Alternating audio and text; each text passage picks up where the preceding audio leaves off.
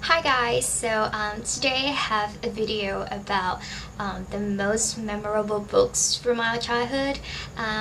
In this video I will talk about some important books from my childhood, and I decided to call it memorable instead of favorite because some of the books are not books that I go back to read over and over again, but they just mark some important events of my life, and some of them introduced me to new ideas and changed my perspective, changed the way I see things in this world. And before I start this video, I'd like to say that English is not my mother tongue, so you might find a lot of grammatical mistakes, or you might find that I say and talk something nonsense. So I apologize for that, but I'll try my best not to make too many errors. Okay, and before we jump right into the list of the books I have here, I would like to talk a bit about my reading habits when I was younger. I'm the one who grew up with foreign books, like the translated version of Japanese books, German books, and English books. So I learned a lot about their cultures. I learned a lot about some words, like some names in that language, and this affected me in the way that when I grow up, I kind of have the awareness of the culture. Like I have that cultural awareness in mind, so I never judge people based on my own belief or my own culture. I don't think that, oh, they're from that country and they do that, which is not common in my culture, so they're weird. I never think that they're weird. I just think that, okay, that's the way they do things. So I kind of have that ideas in mind. And also when I grew up, I have developed some interest in culture and language and things like that. So this is how my reading habits when I was a child affect me. So the first book that I would like to talk about is this one. Hope you can see it. Even though you can see it, you might not be able to read it if you're not Thai, because it's in Thai. This is Toto-chan, เด็กหญิงข้างหน้าต่าง. I think they have a name in English, which is the little girl at the window. And for Japanese name, I think it's called, let me find it. It's called Madongiwa no Toto-chan. Okay, so it was written by Kuroyanagi Tetsuko, and she is one of the first people who start the acting career in Japanese television. So in this book, she just told us about her childhood, about her life when she was in elementary school, like her principles, and at the end of story, it was kind of sad. You can see here all the purity or the innocence of kids, and you could see how Japanese kids lived their life at that time. And I think it's really fun to read, and it's really, I don't know, it just reminds me of so many things when I was a child, because this book is one of the very first book that I read. And the second book that I would like to talk about is this one. This one is Tek Krapong, or in English is Conrad the Factory Made Boy. It's actually in German, and it was written by Christina Nerslinger. I'm sorry if I pronounce it wrongly, incorrectly, because I don't know any German. So it's the Austrian literature or Austrian children's book, and I really loved the story. It's about the boy named Conrad, and he was made and was sent from the factory, and he was meant to be with the couples that don't have children. But the problem is that Conrad was sent to the wrong direction. He was sent to live with Auntie Betty Bartolotti, and Auntie Bartolotti is someone who's not an ideal parent at all. She living her life like a mess. Conrad was meant to be a very, very good boy, and he's very obedient, he's very intelligent, and Andy Bartolotti, she wanted him sometimes, like she wanted him to live a normal life. Like, why you have to be so perfect all the time? Like, why you have to be like obedient all the time? Why don't you just go and have fun? That's the idea of kids for Andy Bartolotti. So this book's kind of show the idea of some people who have that ideal kids in mind, like what kids should be, but sometimes you forget that, well, kids just want to have fun, and it's normal, it's their nature to have fun. And third book, I think this comes with no surprise, even though you can't read Thai, I think you probably know what this book is. It's Harry Potter and the Chamber of Secrets. And I decided to pick this book as a memorable one because I'm the one who didn't start reading Harry Potter from the first book. The reason that I started to read the second book before the first one is that I went to buy the series with my cousin, and at that time Harry was just introduced to Thai market and they only had 2 books available, so my cousin bought both of them, and when we went back home she started to read the first one, so I was left with the second one. So I kind of started reading it and I was hooked. I was really into the series, so I just, once she finished the first one, we kind of swapped the books. So I start reading the first book and then I go back to read, and I went back to read the second one again. And the fourth book that I would like to talk about, I don't have the book here with me, I don't know where it is, but I would try to insert the picture somewhere around here. So the book is called The Hiccuping Well, written by Rani Lertliamsai, I think. I googled the name, and the reason that it was named The Hiccuping Well is because the Hiccuping Well is a story in the book. So this book is kind of a collection of short stories, and The Hiccuping Well is one of the stories.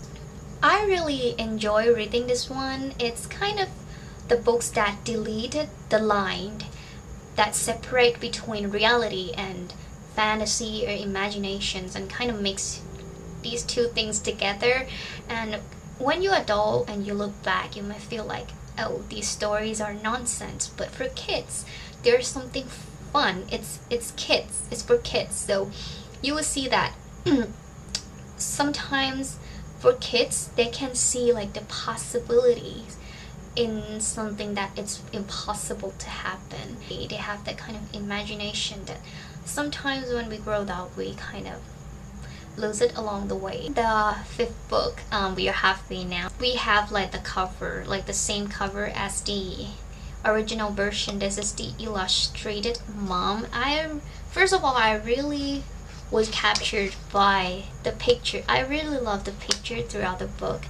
I got this book when I was in the last year of elementary school, and I think it was perfect time because the main character of the story was about my age as well. So this book kind of introduced me to the world of those who are not rich in like English society. I think that Marigold is awesome, she's so cool, but I kind of understand the main character and also her sister Star when how terrifying it would be when their mom kind of like went out of control. I think it's because you're just kid and you might be afraid, and you know sometimes you just need some like the person that you could rely on, and when your mom was not there for you, I think it's kind of sad. And another book that I would like to talk about is Mary Poppins. This is Mary Poppins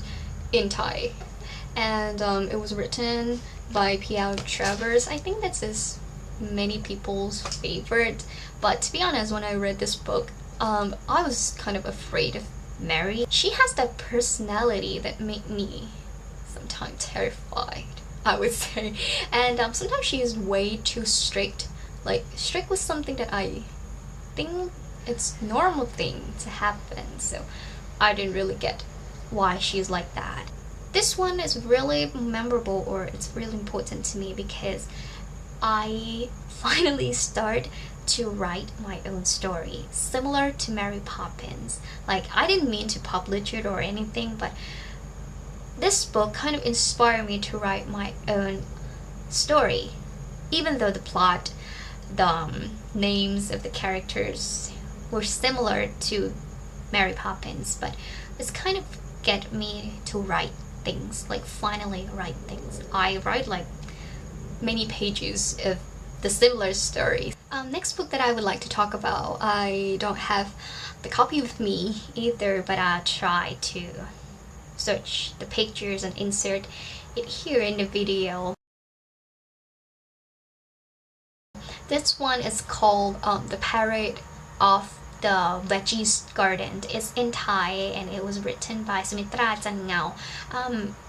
This book is not a children literature or a children book at all. It's meant to be for adult or someone who's interested in vegetable. I hate vegetable, first of all, but I read this book. I decided to read this book because I think I didn't have anything to read at that time, and I was looking through my aunt's shelves, and I found this book, and I was like, okay, I would just sit down and read this one. But this book reminds me a lot of my childhood because I grew up in the countryside, not in a big city, and this book talks about like nature, about plants, about earth, about things like that that I could relate to. And the next book that I would like to talk about, I think it is popular in Japanese culture. This is Tekin Ida, or Futari no Ida in Japanese, and Two Little Girls Called Ida in English. This was written by Matsutani Miyoko. I really love her work. I own a lot of her books.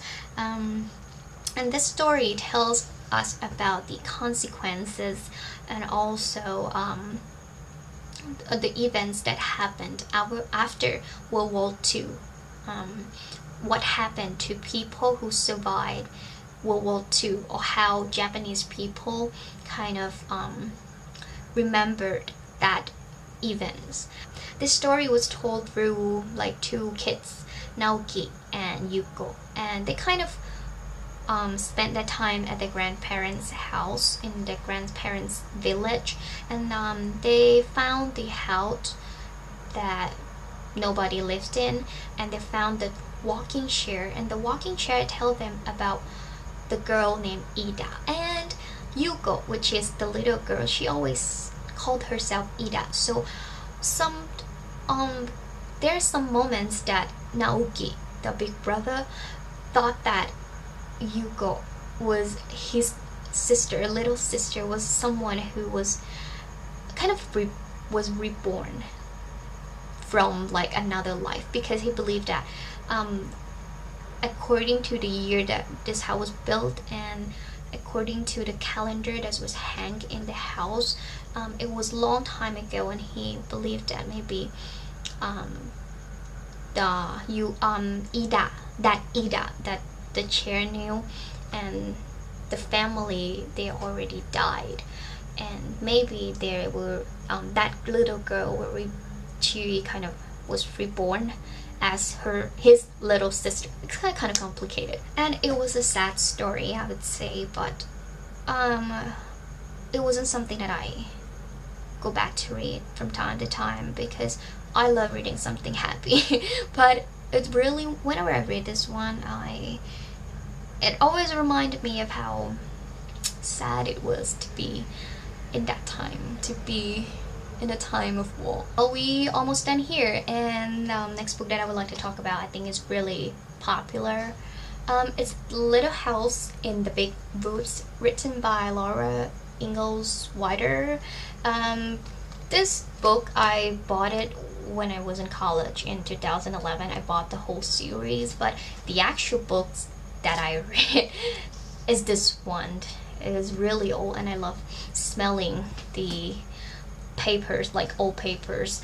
I think this one was owned either by my mom or my cousin. I'm not quite sure, and I had no idea how it ended up with me.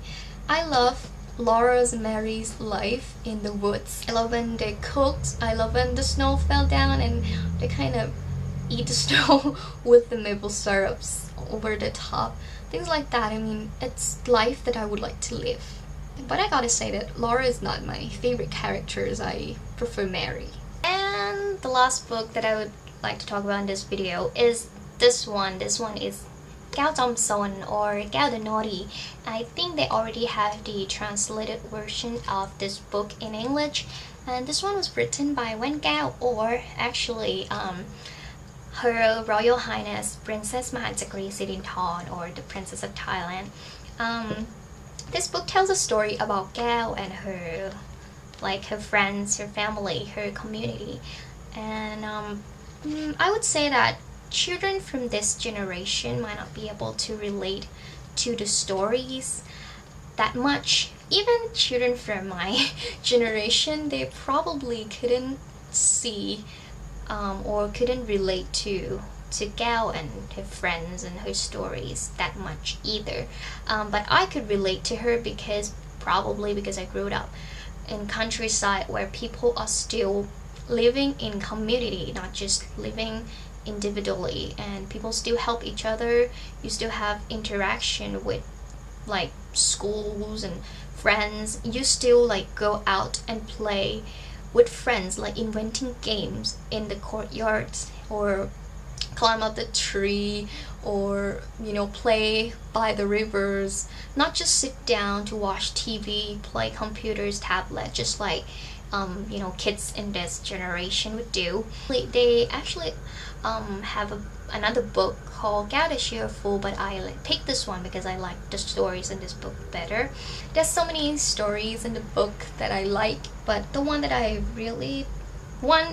of the stories that I like and I couldn't find anymore nowadays is the story when Gao had to write the letter to someone in another school. It's like pen pal, and nowadays we use internet, we can connect to anyone. So this is kind of reminds me of old times and kind of brought back lots of memories, because in my time we still wrote letters to each other.